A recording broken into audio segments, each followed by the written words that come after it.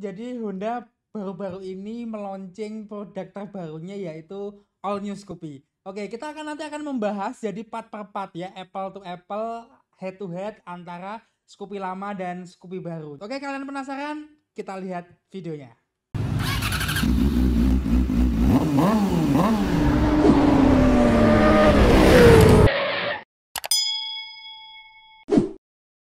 Nah, ini kita sudah ada penampakannya antara Scoopy yang lama dan Scoopy baru. Kita akan bahas part per part. Kita pakai warna matte Matte brown. brown ya, matte brown. Ya, ini kita dari awal dulu spion. Nah, ini spionnya sama ya. Jadi masih model-model klasik. Jadi masih sama, ada unsur chrome-nya juga di tangkainya. Terus juga ada 2 layer dengan aksen bulat gitu ya. Terus yang layer kedua pakai warna body. Oke, dan juga perlu diketahui teman-teman, jadi kalau yang ada tulisannya All New Scoopy berarti itu adalah produk yang terbaru. Tapi kalau yang tidak ada berarti itu adalah motor yang lama, Scoopy yang lama. Jadi yang sebelah kiri tadi itu yang baru, ini yang lama. Nah, kalau ini yang lama gitu Mas. Ini lampu depannya ini yang lama bentuknya lonjong seperti itu. Bedanya sama yang baru bagaimana? Ya kalau yang baru sama lonjong, cuman dia lebih mirip bulat telur. Dan kalau diperhatiin dalamnya juga berbeda ya. Itu ada apa namanya, lingkaran luar untuk lonjongnya yang atas dan yang bawah. Itu tipis kalau yang berwarna putih ya. Kalau yang di baru ini, yang di All New Scoopy yang baru ini agak tebel ya, Iya. yang di luar proyektor tapi masih di dalam lampu itu agak tebel. Terus sama-sama menggunakan LED proyektor gitu ya. Nah, ini lampu sennya cantik banget lensanya ini. Jadi ada apa namanya? Diamond cut Diamond ya. cut. Nah, ini macam potongan berlian gitu ya. Terus aksen lens flare-nya itu yang membiaskan cahaya biar lembut di pinggir-pinggirnya. Ini juga dipotong supaya tampil lebih cantik gitu ya, lebih modern. Nah, ini adalah perbedaannya Mas. Jadi yang baru sama yang lama, yang ada tulisannya All New Scoopy berarti dia adalah yang baru. Dan sayangnya dia terpisah. Dan ini Mas, kita akan bahas mengenai panel meter yang di sini.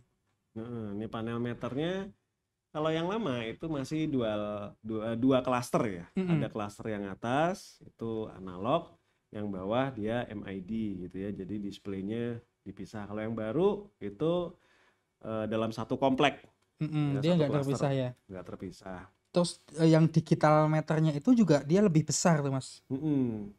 Jadi digital meternya panel apa namanya, LCD itunya ya, yang negatifnya itu dia lebih lebar ya, lebih luas, jadi lebih enak. Dan kemudian kalau yang varian stylus itu udah, yang baru itu sudah keyless. Keyless ya kuncinya, Udah nggak pakai anak keyless. kunci lagi ya. Ini perbedaannya nih ya. Ya udah keyless, walaupun sekilas hampir sama sih. Yang kanan inner rack-nya itu langsung tersedia gitu ya, yang sebelah kiri rack-nya tertutup gitu ya. Nah, ini juga perbedaan lagi ya antara yang lama sama yang baru Mas. Ini Ya. hooknya ya. Hook Centelan. Nah, ini centelannya beda. Terus juga perbedaannya lagi, kalau yang lama itu masih power outlet atau power charger, sedangkan yang baru itu udah USB. Jadi udah nggak perlu Tambahan ini ya. untuk chargernya, udah langsung cuman bawa kabel aja, jadi lebih simpel.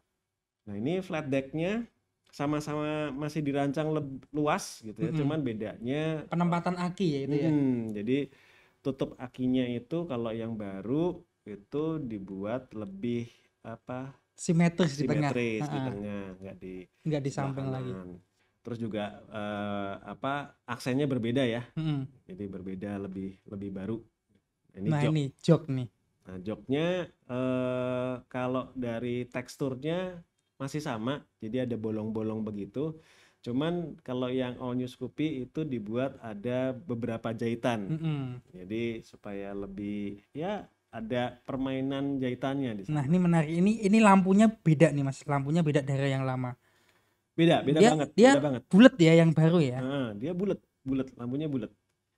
Dan ini menariknya, lampunya ini kalau dilihat lebih cantik yang baru sih emang. Setengahnya itu ya itu kayak kotak-kotak gitu, prisma gitu ya. Ini tapi masih bohlam ya, tapi perpendaran cahayanya tuh udah hampir menyerupai kayak udah lampu modern gitu ya. Nah ini untuk tangki bensinnya yang bedanya itu adalah sama-sama kapasitas 4,2 liter, hanya jalur pembuangan bensinnya kalau tumpah Kalau itu penuh beda. ya kepenuhannya, dia lebih besar. Kalau bagasinya 15,4 yang baru ya. 15,4 yang baru. Nah ini pelek. Nah, ini pelek.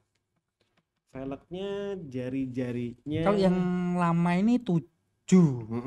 Yang baru 10. 10. Tapi 5 lah ya, tapi 5 dia dibagi 2. dikali Dikali 2. 2. Dikali 2. Terus footstep ya, footstepnya yang baru ini lebih terintegrasi dengan body. Jadi ya memang lebih cantik ya. Iya, dia lebih safe kan, dia lebih cantik. Terus juga apa ya, desainnya juga dirancang lebih bagus, tutup cover radiator ini bukan radiator nih, kipas nih, masih pakai kipas, jadi masih air cool. Ini model apa, sarang rumah tawon. Kalau yang lama model jari-jari ya, model jari-jari ini lebih tampak modern lagi. Nah ini juga dari covernya CVT. Dia beda ya. Nah ini ada Kickstarternya. Yang lama, yang lama ada Kickstarternya. Kalau yang baru udah nggak ada ya Mas? Yang baru udah nggak ada. Itu footstepnya bagus tuh. Jadi menunjang penampilan barunya. Ini cover mufflernya yang baru ya.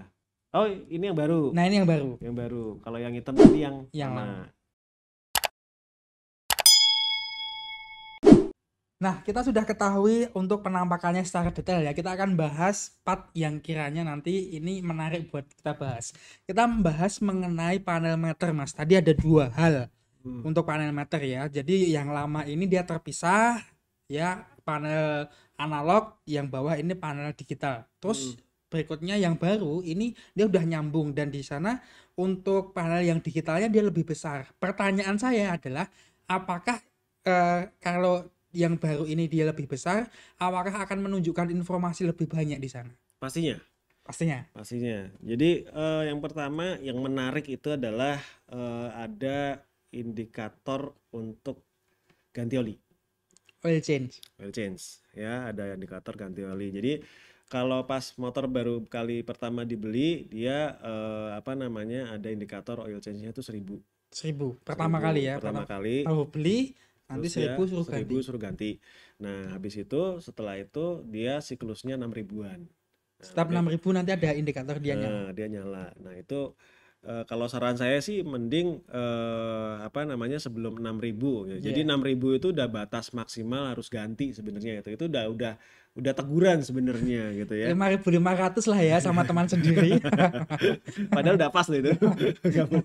Pasif ya.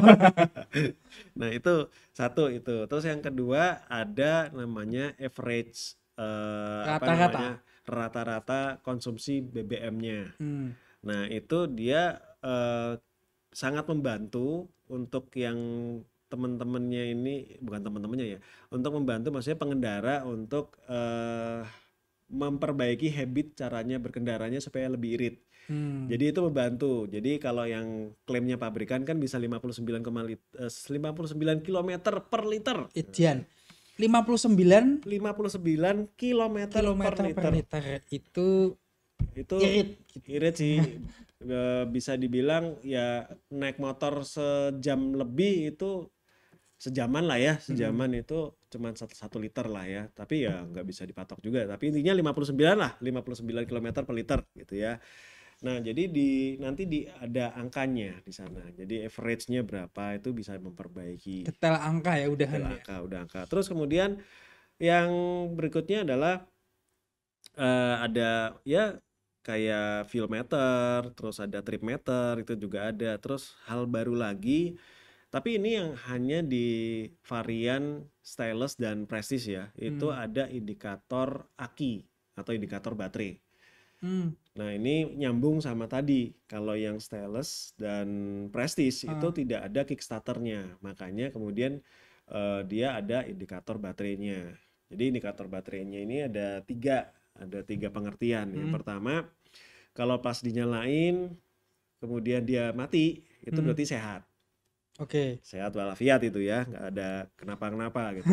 Terus yang kedua itu udah mulai kroso-kroso gitu ya, kroso-kroso ragenah gitu. Harus segera suntik.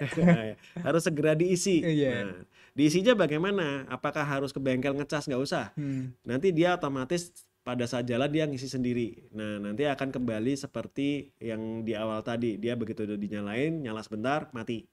Nah, itu diisi. Nah, ini yang ketiga ini berarti udah akut nih. Udah pikun ya. Jadi walaupun disetrum-setrum juga udah nggak inget kapan disetrumnya lagi ya, ini udah wajib, udah waspada harus ganti. Pikun di situ malah koma ya. Nah, itu.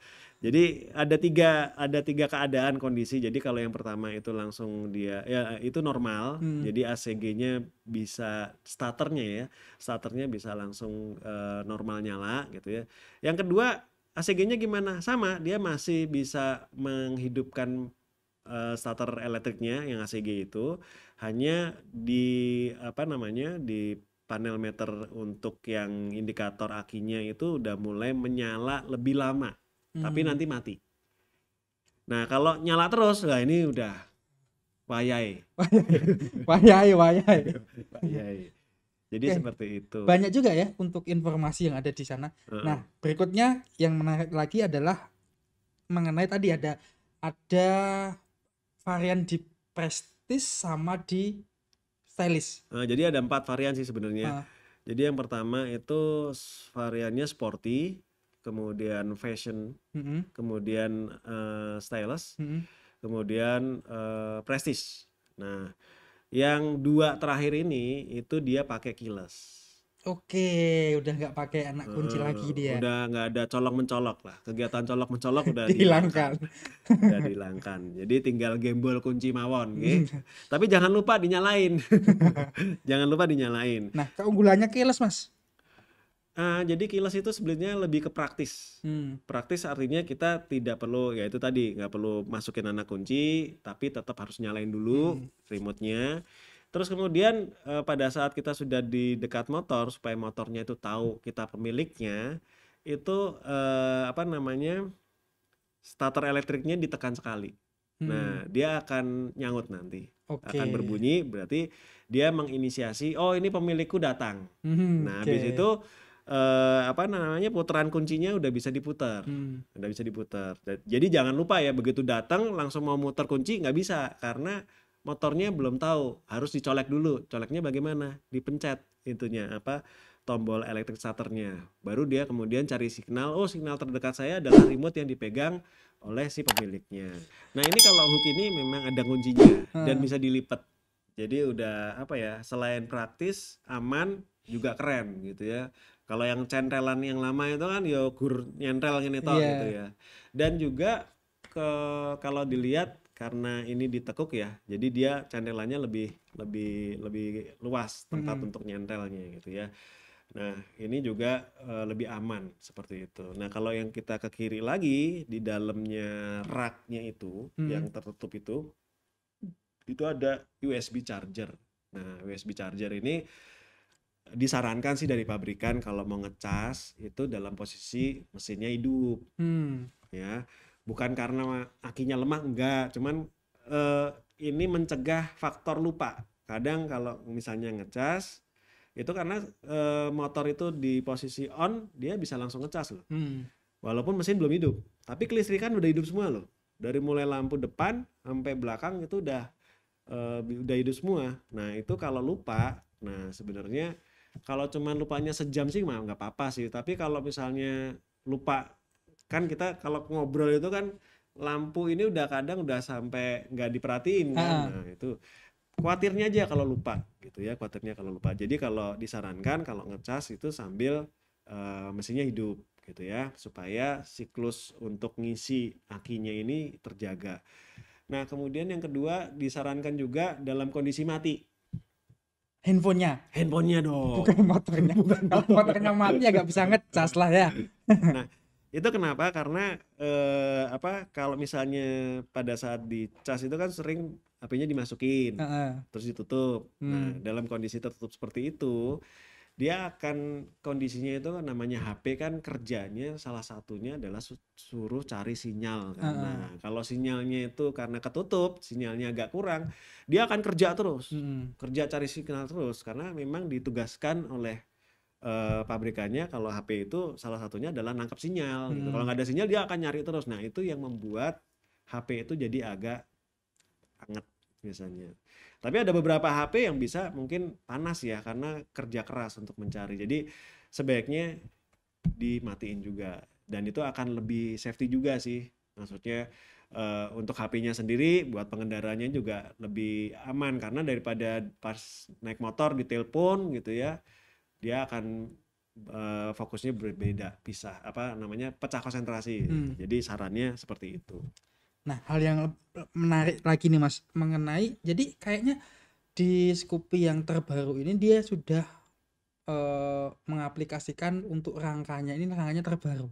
Nah, rangkanya ini emang sudah pakai rangkanya yang generasinya Genio Beat sekarang ke Scoopy. Nah, dia udah pakai namanya teknologinya ESAF. Jadi ESAF ini membuat dalam desain rangka itu lebih efisien, ya, dan lebih rigid, lebih kuat rangkanya, dan lebih ringan. Jadi kalau zaman modern sekarang sih tidak identik namanya kuat itu harus berat, itu udah enggak, ya. Jadi karena kemajuan teknologi udah bisa merekayasa engineering sehingga plat itu yang tadi lembaran dipotong, dipres, kemudian dilas menggunakan las metode MAG ya, metal active gas atau metal inverted gas. Nah itu dia kalau pas pengelasan itu semacam ada tirai gasnya supaya panasnya nggak kemana-mana. Jadi besinya itu dipastikan lebih rigid penyatuannya. Terus yang belakang udah pakai laser. Jadi lebih presisi lagi dan lebih kuat lagi. Jadi dua metode pengelasan untuk rangka ESAF ya. Jadi teman-teman nggak usah khawatir rangkanya ini ringan terus ringkih, udah nggak zaman. Yang kuat itu tidak selalu berat ya. Tentu saja akan lebih lincah. Nah, satu lincah. Yang kedua adalah efisien. Maksudnya efisien adalah di sini bagasinya tetap besar dan tangki bahan bakarnya lebih banyak. Oke. Ya, lebih banyak. Mengenai beratnya dari motor yang lama sama yang baru ini signifikan nggak sih Mas? Sangat signifikan. Jadi selisihnya 4 kilo. Kalau yang lama, Scoopy yang lama 99, kalau yang baru ini yang versi terberatnya adalah di versi Stylus sama Prestige itu karena dia ada keyless-nya ya, itu 95 kg. Kalau yang yang sporty sama fashion itu 94, beda sekilo. Nah, jadi selisihnya lumayan sih, 4 kilo tuh ya lumayan sih. Lumayan. Terakhir kita akan membahas mengenai mesinnya. Nah, mesinnya baru. Oke, mesinnya baru. Mesinnya baru. Ini lebih gede ya cc-nya.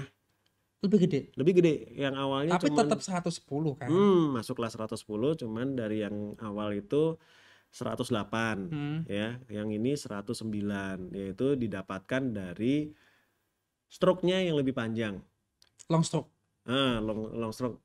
Sama sih karakternya, sebelumnya juga long stroke, cuman ini stroke-nya lebih panjang, terus diameter pistonnya lebih kecil. Nah, tapi kalau secara teoritis kalau diameter pistonnya lebih kecil kan dihasilkan tenaganya lebih sedikit, lebih kurang daripada yang besar.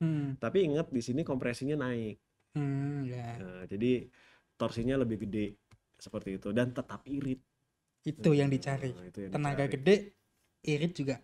Dan lampu belakangnya itu sekarang udah jadi ikonik baru untuk Scoopy. Itu keren loh itu. Cantik banget. Saya jatuh cinta sama lampu belakangnya juga tuh. Walaupun secara keseluruhan saya udah jatuh cinta ya. Jadi ini lampu belakangnya membuat lebih jatuh cinta lagi karena cantik. Jadi dari belakang itu cantik, dari depan juga cantik, dari samping seksi. Nah, udah kurang apa lagi? Kurang dinikahi. Nah. Oke, teman-teman, terima kasih sudah menonton. Thanks for watching. Keep safety and don't forget to pray. See you next time.